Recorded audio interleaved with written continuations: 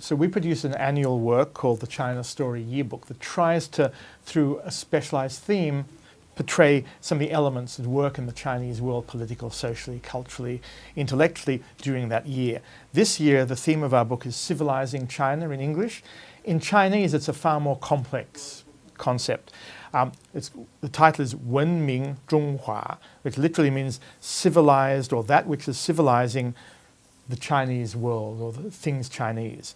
Consists of 4 Chinese characters, and we've added various symbols to these characters to try and express some of the complexity of what's contained in our book. The word wen means pattern, formation, literary things, that which is written, and so we've put a Chinese writing brush on the top stroke. Ming means bright or clarity, so patternated clarity or clear written work, or that which is written and conveys civilization. That's the word for civilization in Chinese. And the word for bright, Ming, consists of a sun and a moon. And the sun character, we've put in here a Huawei handset for telephone. Huawei is one of the most successful new electronics companies in the world, the builder of many, many, many mobile phones. And inside it is the picture of a man called Lei Feng, and 2013 is the 50th anniversary of the time when he became a model for all Chinese citizens. He's regarded as something like a red Samaritan, a red good doer, who studied Mao Zedong thought and was a good student of the Communist Party.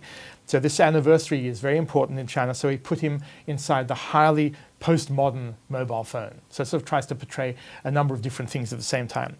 The word for central or center or China, zhong, has a central stroke here, which we've decided to put in a high-speed train. One of the great symbols of China's incredible economic and social transformation, the building of this massive train network throughout China. So we have that train striking right through the center of that character. And the last word, the last character is hua, means flourishing, ebullient, brilliant, another word for China, cultivated. So Zhonghua is the things Chinese. And this Hua character is actually the symbol or the logo of our center, the China Australian Centre on China in the World. It's also a character that is taken from a beautiful calligraphic manuscript written by a Tang Dynasty monk, a Buddhist monk in the year 799 AD. So it's a very ancient bit of writing, but he's one of the most famous calligraphers in Chinese history. And we've chosen this word because we think it's beautiful. It's our logo, but it also fits in beautifully with our cover design. We chose the title Civilising China for our second yearbook this year. Last year it was Red Rising, Red Eclipse. This year it's Civilising China, because we think that that title and its complex double-edged meaning portrays something of the complexity of the international environment in which China is working. Many countries want China, the People's Republic of China, to become more and more part of the international community and respond and behave according to the already set up international system. So they want China to behave in a civilized fashion globally. China, for its part, believes the world has to make room for its civilization. The way it sees things, the way it believes things should happen, and the way it does things.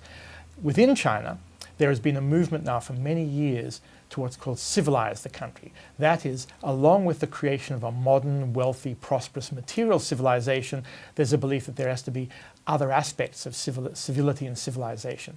So there's a civilizing cities movement, there's a civilize the internet movement, there's civil lessons, civics lessons, and this is part and parcel of a whole concept of wenming, which is in Chinese word for civilization, that's been part and parcel of the discussion and debate in China about modernization and modernity for nearly 100 years now. So what's happening right now links to this long history of trying to make China a traditional yet modern, internationally engaged yet particularly Chinese environment. And we believe this one title, Civilizing China, tries to express some of that complexity, and this is the theme that runs throughout the book.